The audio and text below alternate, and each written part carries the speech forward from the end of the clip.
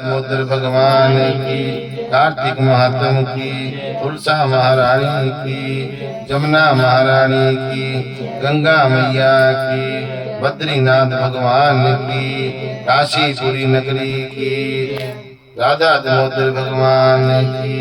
भी समाधि। नारद जी कहने लगे, हे राजा पृथु, कार्तिक कृष्णा मावस को दीपावली का कहते हैं, वह कभी दरिद्री नहीं होता। इस संबंध में इतिहास सुनो। धूरसैन देश में सत्य शर्मा नाम का एक अत्यंत दरिद्री ब्राह्मण रहता था। उसके मन में सदैव यही लालसा बनी रहती कि यदि मेरे पास धन हो तो मैं उसे दान आदि धर्म कामों में लगाऊं।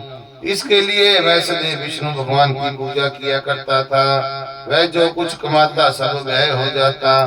तब एक इस दरिद्रता निवारण का उपाय पूछने पर एक विद्वान ने उसे बताया कि तुम धन की प्राप्ति के लिए शिव जी की आराधना करो। तब से वह शिव जी का उपासक बन गया। निदान 1 वर्ष बीतने पर एक दिन शिव जी ब्राह्मण का रूप धारण कर उसके पास आए और बोले, हे विप्र, धन की प्राप्ति हेतु तुम राजा के पास जाकर उससे वरदान मांगो कि कार्तिक बदी मावस को हमारे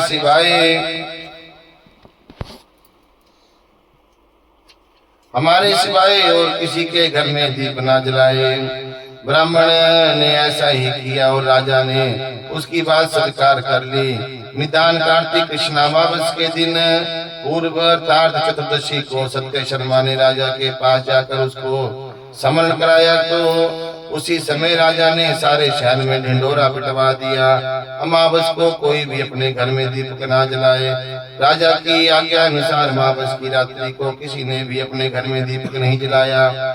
जब रात्रि को लक्ष्मी जी नगर में आई तो देखा सारे नगर में अंधेरा है, मगर एक ब्राह्मण का घर खूब सजा हुआ है, साथ ही दीपमाला से जगमगा रहा है।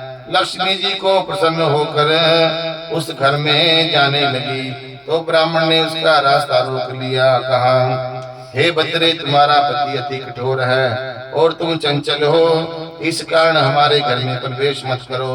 तब लक्ष्मी जी कहने लगी, मैं भगवान के शयन से समय से आई हूँ, तय निश्चय करके तुम्हारे घर में वास करूंगी।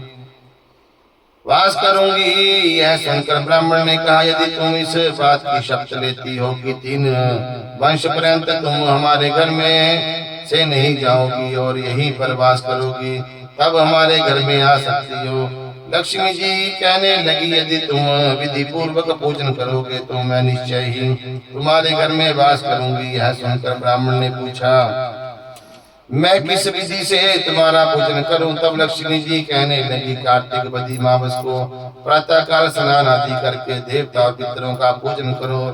दिन के तीसरे भाग में श्राद्ध करो। अनेक प्रकार के सुंदर पकवानों से ब्राह्मणों को भोजन कराओ। प्रदोष समय में दीपमाला करो। अपने घर में तुलसी स्थान पर, ब्राह्मण स्थान पर, घर में देव मंदिर में, चौरस्ते में, शमशान में, गौशाला में दीप जलाओ।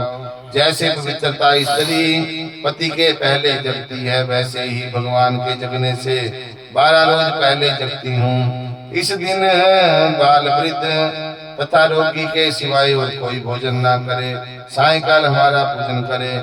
सबसे पहले स्वास्तिक वाचन द्वारा गणेश जी का पूजन करे, फिर कुबेर का पूजन करे, संकल्प करे, तत्पश्चात लक्ष्मी जी का पूजन करे। लक्ष्मी जी का यह कमल के आसन पर स्थित कमल पुष्पों की माला धारण किए हुए, कमल जैसे नेत्र वाली, गंभीर नाभि वाली, स्तन के भार से नम्र सुंदर वस्त्र वाली,